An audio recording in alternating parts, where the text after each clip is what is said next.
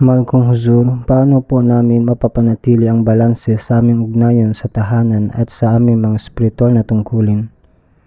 Ang ugnayan mo sa bahay ay una sa lahat ay kasama ang iyong mga magulang at mga kapatid.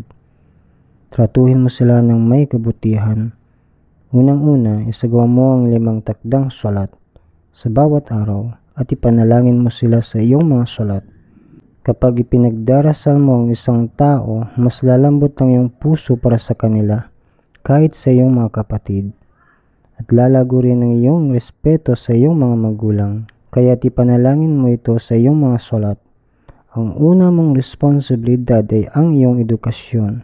Sa pag-aaral mo, hindi ka gumagawa ng kabutihan para sa iba, kundi para sa iyong sarili. Ginagawa mo ito upang makamit ang mas magandang kinabukasan para sa sarili mo. Kung habang nag-aaral ka ay naiistorbo ka ng iyong kapatid na lalaki o babae, huwag ka sanang magalit. Sa halip, isara mo lang ang pinto at ipagpatuloy ang iyong pag-aaral sa ibang silid. Ang lahat ng ito ay nakadepende kung paano mo makokontrol ang iyong emosyon.